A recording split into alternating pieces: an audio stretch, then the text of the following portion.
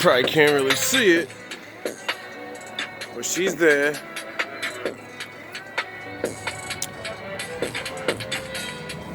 How you guys doing?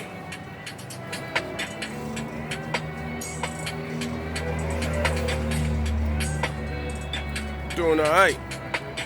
Nice day off. It's not cold. It's a little nippy, but it's nice out.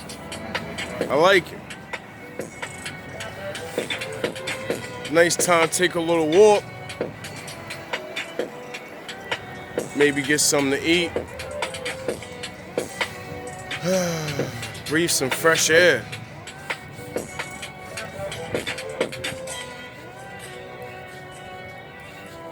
I know I need it every now and again. Gotta stop smoking these cigarettes.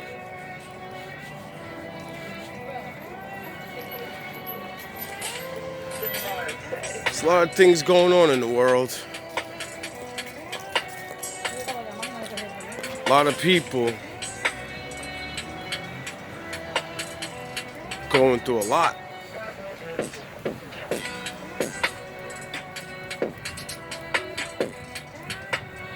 Sometimes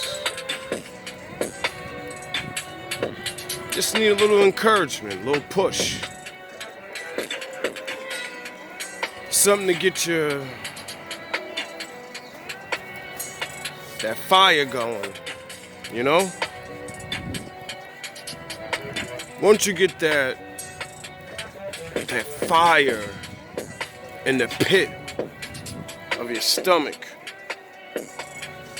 once that starts to grow,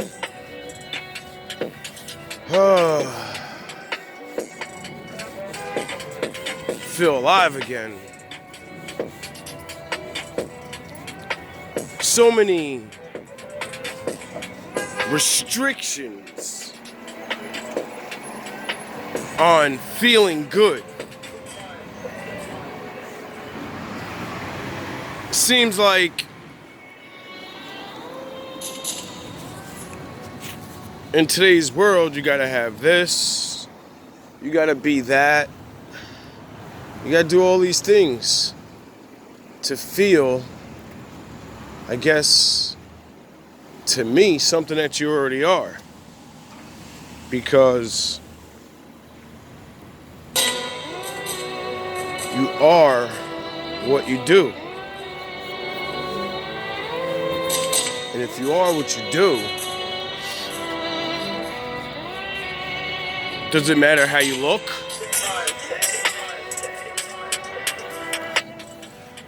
Does it matter how you look doing it? Does it matter how you sound?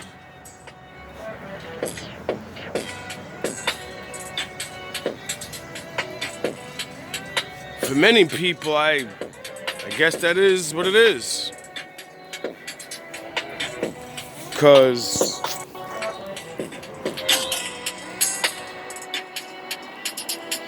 I know a lot of people in this world wanna do things, say things, draw things, write things, you know?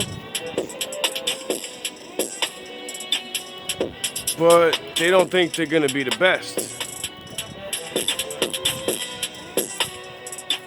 They don't think that they can do it more than once. So, you know, they might be able to paint that one good picture. They might be able to write that one good song, but that's all they got. So they're like, you know, I'm not one of the legends, so why would I even do it? Because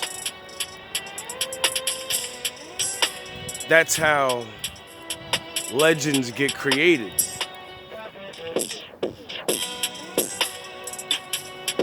Real great men that have ever done great things have always looked to others and have been inspired by another person's work, their way, their one thing. Now, when you do something that's really true to yourself, you bring something out that only you can do. And it'll inspire the person that may be able to do more. That's why you should do it. That's why you should make yourself happy doing the things you like to do. Because it's not always about you.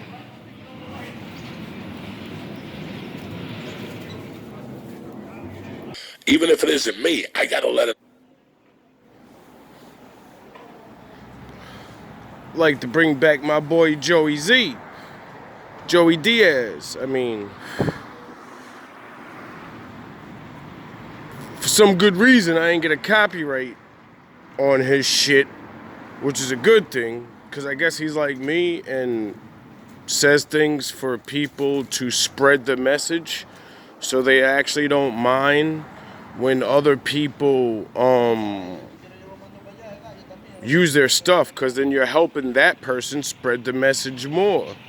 You know what I mean? It's like, it's kind of helps him out, or whoever video you use, you're making them get heard by more people. So, you know, fair use, just in case. You know, when I look into things, when I come to you and I go, hey man, I'm thinking of starting a podcast, and you tell me the advice to start a podcast, I'm really taking advice from you. When I go to somebody and I go, hey man, I want to do this, but I don't know how to get it to the next level. One of the most frustrating things in this career that I've had is being able, knowing that you're able to do this, that you're able to fucking handle this, and people not giving you the opportunity to help you to get to that goal. It's a shitty fucking feeling. So it's a shitty feeling for about 3 fucking minutes until you go, you know what? Fuck these motherfuckers. They don't want to help me. I'm going to do it my fucking way. And you develop a system that works for you. I.e., when I was fucking a young, when I went to L.A. and I was learning the acting game, I didn't like the shit that they were sending me out on. And I didn't like the shit that I was, I didn't like it altogether. So I said, I got to go out for roles that are better for me. So I started looking not on breakdowns, but I started looking at movies and shit like that in pre-production. And I would see where they were being shot. If it was a New York movie, a Connecticut movie, anything with this, I would submit packages. What's that? A tape? A fucking... I wouldn't submit a tape of stand-up. I'd put a tape in there of the audition for that movie. A fucking 2 tickets to a comedy show. I would put the whole thing in their bio, different headshots. I would give them everything so they wouldn't come back to me. But I would do it unsolicited. And a lot of people told me, they were like, Joey, that's not cool for you to fuck. Again, the people that don't know and don't have any hustle would say to me, that's not cool, you're overstepping your bounds. And I go, you know what, man? The casting director's job is to find the right person for that project. Even if it isn't me, I got to let her know that I exist. And I did that for years. And people were like, dog, you're going to piss off a lot of people. Somebody's going to say something to you. But guess what? It got me The Longest Yard. And then it got me American Gangster. And then it got me fucking Taxi. All those movie roles that you saw at the time in the 2003, 4, 5, 6, it wasn't because I was on fire. It was because I was sending those envelopes. And people always said to me, well, Joe, you got to piss somebody off. Guess what? I think one person said something to me, and the damage was already done. I don't give a fuck. So my point is that we always are looking for help, and nobody wants to give it to you. So some people quit what they were going to do because they don't know. It's like when I decided to do stand-up, there was no fucking computer. There was no fucking internet. I didn't know any comedians. There wasn't the abundance of comedians that there is today. Every 3 people you talk to, they're a comic now. I never saw anything like this. Every 3 people I talk to now, oh, my nephew's a comic, my sister's a comic. I got nothing against you, but there was nobody to go to and go, hi, Mike, I want to do stand-up comedy. Oh, let me take you to the ropes. I had to buy Judy Carter's book. And then I had to get to the gigs, and when you get there, the scariest thing you could do is when people start talking to you. When you start asking questions and shit like this, they'll start saying, oh, okay, yeah, we'll help you out. Once people know you're real, that you're putting the work in, they'll answer your fucking questions. But there was tons of times when I didn't know what to do. I was stuck, so I just said, fuck it. I sat there for 3 days, feeling sorry for myself, as we do as Americans, as we do as human beings. And then after that, I said, fuck this. I'm going to attack it this fucking way. You just think about it. But then there's things that you cannot do that for. And that's where it brings me to this. We wrote a book, guys. It took me fucking 10 years to write a chapter. I finally meet a friend of mine to help me. She does a fucking phenomenal job. We get everything going. And I get I get an email last week, a call, a text when I'm in fucking Wakanda forever. And it's that they want this and they want that at 5:30 on a Friday. So I got a little hot. I'm like, come on, guys. Would you call your mother at 5:30 on a fucking Friday to ask her all this shit? The week's over. But what they wanted was for me to change the kidnapping story of my book. And I'm like, come on, guys. I already told this fucking story. I can't change it. The people who want to buy this book have been listening to me for years. And they're like, well, we got to shorten it. Maybe we could get some release signs. They want me to get a release sign from the kidnapper. The other guy did well, and the guy kidnapped. Now, here's how I look at it, guys. I could probably get a release from Vella, but I don't want to. And I'll tell you what. Vella went through enough. I kidnapped them, then they got kidnapped by somebody else, then they got beat up by somebody else. Vella was in it to win it. And, Vella was in it to win it. And he's got his life together now. He's in fucking Arizona. He's doing great. He makes great money. He's thinking of moving to New Mexico. But his mom just passed away around a year ago. And he was a mama's boy. And I just don't want to, I'm friends with him finally. I don't want to call him up and go, hey, man, I want to send you this thing. I want to write a book. And so I just told him, I go, listen, guys, why are we doing all this shit? It's public knowledge. First of all, they go, can you have 2 people who could recount your story? I go 3 people that could recount it. Vella, who I don't want to bother, my ex-wife, who's going to hang up on you, and fucking Georgie. Georgie could tell you from the outside what was going on, but he can't tell you. He wasn't in the room with me and all this shit. So I just told him right out, I listened to them talking, and this is what I'm trying to explain to you, that I'm a fucking dumb fuck. I got all the prerequisites of a fucking dummy. And I know that going in. I know this going in. I'm not trying to put an intelligent cap on my head. So when I'm around people I don't know shit about, whether it's a book, whether it's a guitar, whether it's... Listen, I only know about stand-up comedy and how to eat ass. I don't even know I eat ass properly because, So that's all I could do. So anytime I come to that, I always step out and I ask people. And you guys have heard me constantly. I don't like to do things wrong. And what happens is if you do something on your own, you're going to pick up habits. And then you have to get rid of those fucking habits, like the thumb with the guitar. They don't want to see the fucking thumb lurking. And then I watch Slash, and all you see is this fucking thumb. But I get it, because when you start, that's a thing that you don't want. It's like when you start comedy, they want you to start clean. There's a reason for that. Because if you start dirty, then you can't go back to clean. At least start clean. At least do topical jokes. And then as you get more experience, you get dirty. But that's not what we're talking about. I fucking hate going into a room and being a know-it-all. So what I've done, and I've told Mike this for years, guys, you have no idea in the 23 years in LA how many meetings I went to. And at first I was very green, and I would shut my mouth and listen and try to learn. And then as the years went, I was a fucking coke fiend. Who wants to hear from a fucking coke fiend? Not me.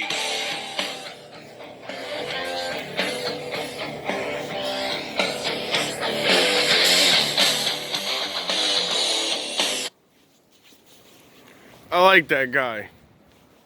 I fucking love that guy. 100% raw. 100% non-negotiable in the way he speaks. He's gonna say exactly what he feels, and he's not fucking around. I like that, cause I'm like that. I could be professional.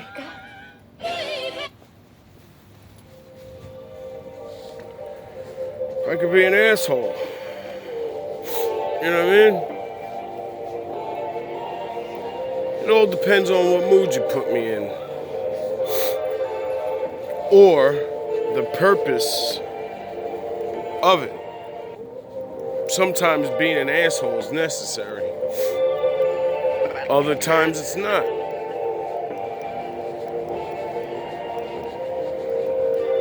Now the point of me playing that is he speaks about how he had to do certain things to make it. He had to believe in himself. He had to push.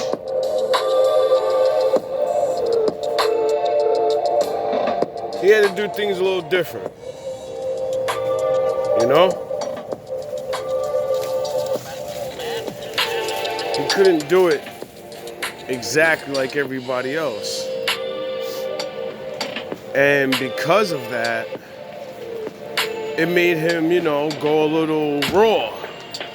But then he even knew that he had to clean it up, because when you're teaching yourself how to do things and learn these things, you're gonna learn mistakes. You're gonna learn how to fuck up.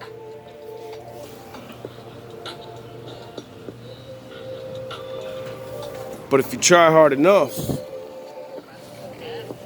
and you start finding better, teachers, you could do more. Now, when you're doing this and you gotta deal with the fucking morons, it's automatic. You're always gonna see the haters, the people want to slow you down, people that, just whatever who cares what their problem is. See, me, most people I already know it. I never liked it. I never liked to even address it. Like, I look flyer than you. I got the look that scares you to leave your girl around me. I talk righteously and you're wicked. Certain shit like that.